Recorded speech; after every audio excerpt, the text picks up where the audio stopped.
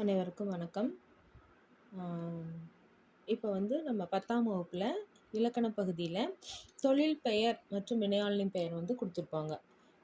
இயல் 1லேயே சொல் அப்படிங்கிற தலைப்பில் இந்த தொழில் பெயரை வினையாளனின் பெயரும் வரும்.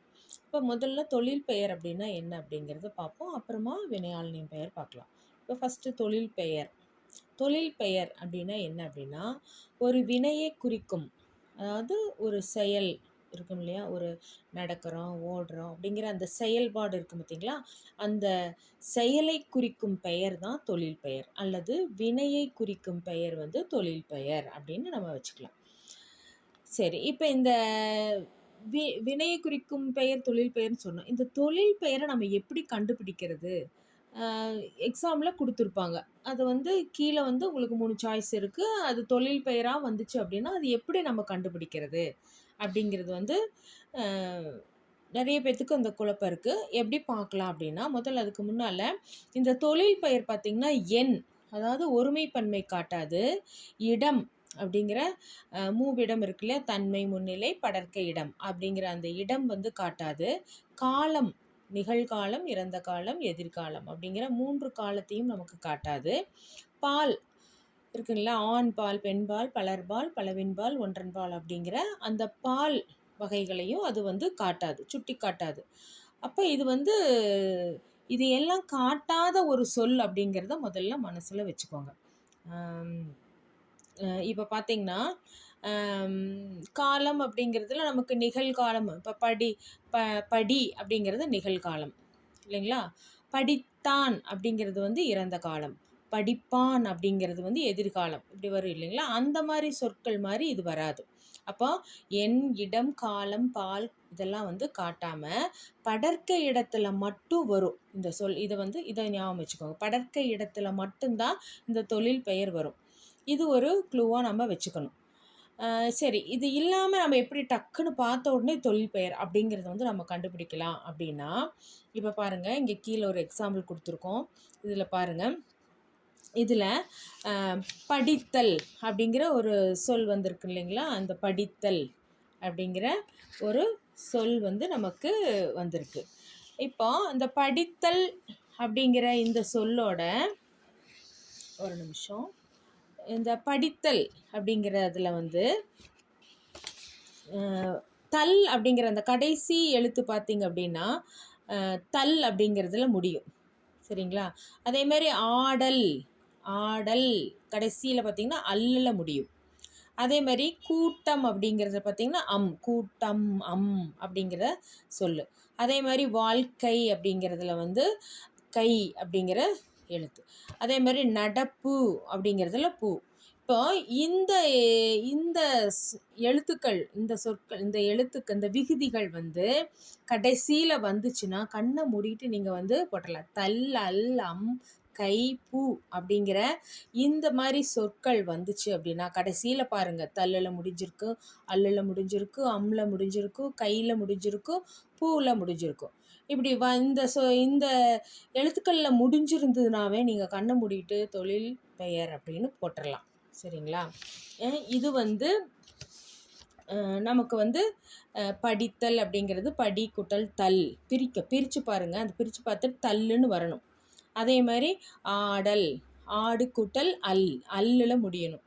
அப்புறம் வாழ்க்கை, வாழ் கூட்டல் கை, அப்போ வாழ்க்கை. அந்த கை அப்படிங்கிற சொல்லு அப்படி கூட்டம் அப்படிங்கிற இந்த சொற்கள் வரணும். இப்போ இதை நம்ம எப்படி தெரிஞ்சுக்கலாம்? இப்போ இந்த படித்தல் அப்படிங்கிறது தள்ளு வந்துடுது, அது டக்குன்னு தெரிஞ்சுக்கிறீங்க. இந்த ஆடல் அப்படிங்கிறதுல ஆடலில் எங்கே அல் வந்தது அப்படின்னு இப்போ இது பிரிக்கிறோம். ஆடு குட்டல் அல் வருது இல்லைங்களா. இந்த ஆடல் அப்படிங்கிறதுல அல் முடியும், அது நம்ம சொல்லி பார்க்கும்போதே தெரியும். அதே மாதிரி வாழ்க்கை கையில் முடிஞ்சிருது. கூட்டம், கூட்டம் டால இட்டு குட்டல் ஆ இருக்குது, அந்த ஆவோட இந்த அம்மு சேர்த்துனோம்னா வரும். அப்போ இதை வச்சு நம்ம என்ன பண்ணலாம், இந்த மாதிரி விகுதி பெற்று வரக்கூடிய தல், அல், அம், கை, பூ அப்படிங்கிற எழுத்துக்கள் வந்ததுனாவே கண்ணை மூடிட்டு நீங்கள் தொழில் பெயர்னு போட்டுடலாம். அதே மாதிரி இந்த தொழில் பெயரை நம்ம எத்தனை வகையாக பிரிக்கலாம் அப்படின்னா, எத்தனை வகையாக பார்க்கலாம் அப்படின்னா, விகுதி பெற்ற தொழில் பெயர்கள் இதெல்லாம். அதே மாதிரி முதல்நிலை தொழிற்பெயர் இருக்குது. முதல்நிலை தொழிற்பெயர், அதுக்கப்புறம் முதல்நிலை திரிந்த தொழிற்பெயர் இருக்குது, அதுக்கப்புறம் எதிர்மறை தொழிற்பெயர் அப்படிங்கிற இந்த 4 வகைகளையும் நம்ம வந்து தெரிஞ்சு வச்சுருக்கணும். சரிங்களா? அப்போ இந்த விகுதி பெற்ற தொழில் பெயர்களில் தான் நான் இப்போ சொன்னது, தல், அல், அம், கை அப்படிலாம் வருது இல்லைங்களா? இதெல்லாம் வந்து விகுதி பெற்ற தொழில் பெயர். அப்போ எதிர்மறை, சரி, அதுக்கு அடுத்தது பார்த்தீங்க அப்படின்னா முதல்நிலை தொழில் பெயர் அப்படின்னா என்ன அப்படின்னா, விகுதி பெறாமலே வினைப்பகுதியே வந்து தொழில் பெயராக வந்துடும். இப்போ கொதி, இடி, தட்டு, உரை, அடி அப்படிங்கிறதெல்லாம் பார்த்தீங்கன்னா அந்த விகுதியே வராது. கொதித்தல் அப்படின்னு வரல, இடித்தல்னு வரல, தட்டுதல்னு வரல, உரைத்தல்னு வரல, அடித்தல்னு வரல. தனியாக கொதி, இடி, அடி, தட்டு, உரை அப்படின்னு வந்துச்சு அப்படின்னா இந்த எழுத்துக்கள் எல்லாமே என்ன அப்படின்னா முதல்நிலை தொழில் பெயர்.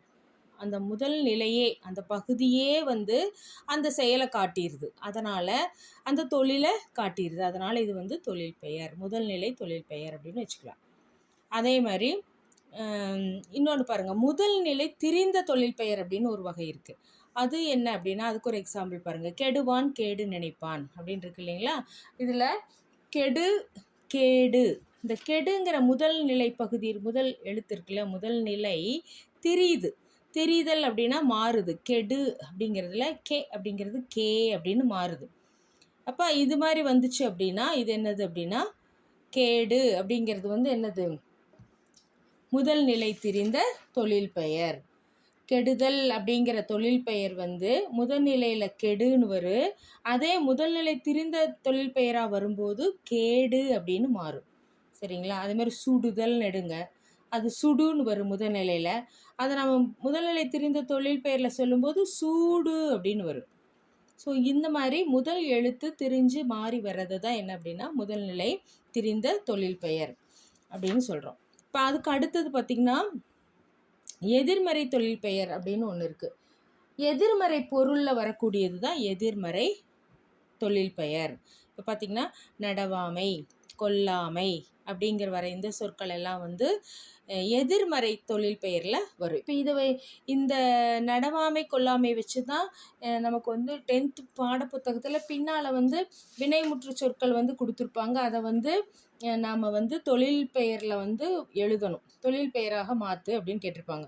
பார்த்திங்கன்னா அறிந்தது, அறியாதது, புரிந்தது, புரியாதது, தெரிந்தது, தெரியாதது, பிறந்தது, பிறவாதது, இது அனைத்தையும் யாம் அறிவோம். இந்த வசனம் உங்களுக்கு ஞாபகம் வரும்னு நினைக்கிறேன். திருவிளையாடல் படத்தில் வந்து சிவாஜி கணேசன் வந்து அந்த பாடல் எழுதிட்டு போய் நக்கீரர்கிட்ட பேசும்போது இந்த சொல்ல சொல்லுவார். அறிந்தது, அறியாதது, புரிந்தது, புரியாதது, தெரிந்தது, தெரியாதது, பிறந்தது, பிறவாதது, இது அனைத்தையும் யாம் அறிவோம், அது பற்றி உம்முடைய விளக்கம் ஒன்றும் தேவையில்லை அப்படிம்பார் இல்லைங்களா? இதை வந்து கொடுத்துருக்காங்க 10th வந்து சிறுவினால் கொடுத்துருக்காங்க. அப்போ இதை கொடுத்துட்டு இதை வந்து என்ன சொல்கிறாங்க அப்படின்னா இதில் வந்து அடிக்கோடிட்டிருப்பாங்க. இந்த சொற்களை வந்து தொழில் பெயர்களாக மாற்றி எழுது அப்படின்னு கேட்டிருப்பாங்க. அப்போ இதை வந்து நாம் தொழில் பெயராக எப்படி மாற்றுறது அப்படின்னா அதுக்கு வந்து பார்த்திங்கன்னா இப்போ இந்த வினைமுற்று சொற்களில் அறிந்தது அப்படிங்கிறது வந்து அறிதல் தொழில் பெயரில், அறியாதது அப்படிங்கிறது வந்து எதிர்மறை தொழில் பெயரில் சொல்லும்போது அறியாமை, புரிந்தது புரிதல், புரியாதது புரியாமை, தெரிந்தது தெரிதல், தெரியாதது தெரியாமை, பிறந்தது பிறத்தல், பிறவாதது பிறவாமை அப்படின்னு சொல்லி இந்த சொற்களை வந்து அப்படியே என்ன பண்ணியிருப்பாங்க அப்படின்னா நமக்கு வந்து 5 மார்க் கொஷினில் வந்து இது கேட்பாங்க.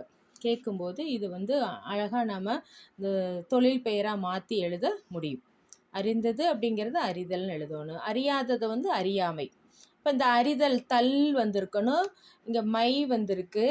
இந்த மாதிரி இது வந்து எதிர்மறை தொழில் பெயருக்கு வந்து மை பெற்று தான் வரும். அதனால் அறிதல் அறியாமை, புரிதல் புரியாமை, தெரிதல் தெரியாமை, பிறத்தல் பிறவாமை அப்படின்னு சொல்லி நம்ம அதை எழுதணும். அப்படின்னா நமக்கு 5 மதிப்பெண்கள் வந்து இதில் சிறுவினால் கேட்குறாங்க. சரிங்களா?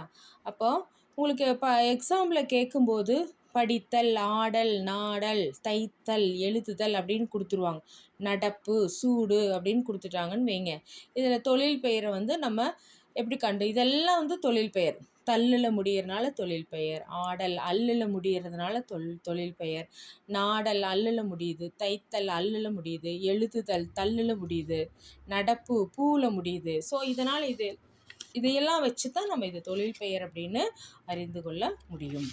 அப்போ இந்த தொழில் பெயர் வந்து நமக்கு கடைசியாக இன்னொரு தடவை சொல்கிறேன், நீங்கள் இதை மட்டும் தெரிஞ்சுக்கோ. இப்போ வந்து டெட்டு எழுதக்கூடிய ஆசிரிய பெருமக்கள் அவங்களுக்கெல்லாம் இப்போ ரொம்ப டீப்பாக போய் படிக்கணுங்கிற நீங்கள் வந்து இதை மட்டும் பார்த்தீங்கன்னா போதும். தல், அல், அம், கை, பூ அப்படிங்கிற இந்த எழுத்துக்களில் வந்து முடிஞ்சுது அப்படின்னா அந்த சொற்களை வந்து கண்ணை மூடிட்டு நீங்கள் தொழில் பெயர்னு போடுங்க. தல்லுனா படித்தல், அல் ஆடல், அம் கூட்டம், கை வாழ்க்கை, பூ நடப்பு. அப்போ இந்த சொற்கள் எல்லாம் கொடுத்துருப்பாங்க எக்ஸாமில். இது என்ன பெயர்னு கேட்பாங்க. இப்போ இதை ஞாபகம் வச்சுக்கிட்டு நீங்கள் அழகாக இந்த ஒரு போர்ஷன் மட்டும் படிச்சுட்டு போனாலே நம்ம ஈஸியாக தொழில் பெயரை கண்டுபிடிச்சி மார்க் வாங்க முடியும். மதிப்பெண்ணை பெற்று நல்லபடியாக எக்ஸாம் எழுதணும்னு சொல்லி கேட்டுக்கிறேன். தேங்க்யூ.